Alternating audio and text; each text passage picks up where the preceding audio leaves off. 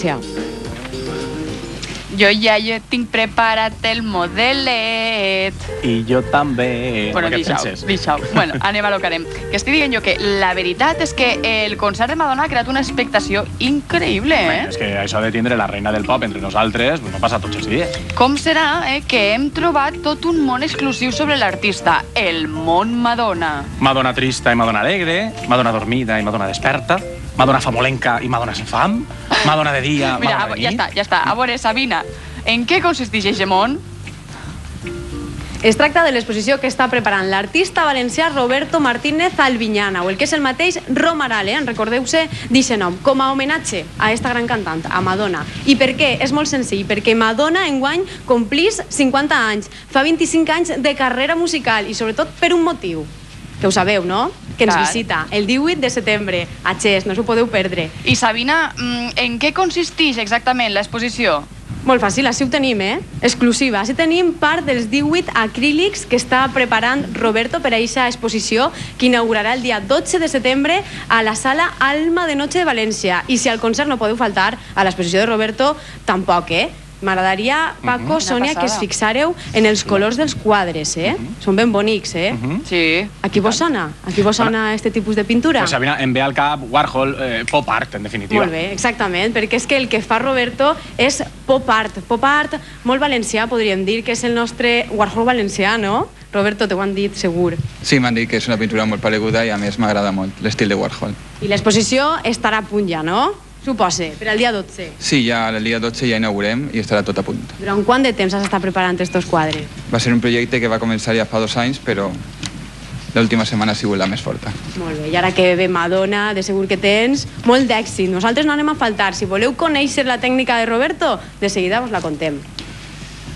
Moltíssimes gràcies, Sabina. Són les 5:33. Com portem la goleta? Com vas, carinyet? Bueno, va bé la cosa? Ahí. Vinga, pues ja saben que continuem en directe com sempre i és hora de tornar als nostres punts de connexió d'avui. Sí, per favor, sí, que jo vull saber com van aquestes carreres de cintes de Segorbe. Doncs anem allà, rapidíssimament. Comencem ja, Like a virgin. Amor, però què fas? Què fas en la gola conforme la tens? No se t'acudís que cantar, dona. Ai, Paco, a veure com li va a Sabina amb l'artista que li rendeix culte a la gran diva del pop, a Madonna, que jo m'he quedat en ganes de saber més, home. Sabina, què més podem trobar allí? No podreu veure a Madonna físicament, però sí acrílicament, podríem dir. En quadres com este que està acabant de pintar Roberto. Roberto, jo el veig ja pràcticament perfecte, no? Tu creus? Jo crec que encara hi falten unes pinzellades. Un poquet, els últims retocs. Que xulo! Pel coll un poquet, sí, li donarem les pinzellades últimes. Bueno, este és True Blue, inspirat en el disc de Madonna. Sí, el disc que va fer fa més de 20 anys i que va ser un dels més representatius i que crec que va marcar una època. Però no només t'has basat en aquesta primera època, perquè la veritat és que l'exposició, que la podem veure en primícia, com dèiem abans, és tot un recorregut per les diferents etapes de Madonna. Sí, tenim les diferents etapes, des del principi, quan imitava un poquet l'estil de Marilyn Monroe, que ja sempre l'ha mirada molt, en el cabell curt i molt ros. És molt Warhol, Sí. Després ja tenim en Music, quan anava de vaquera, o de militar en American Life, que també va ser un vídeo molt polèmic.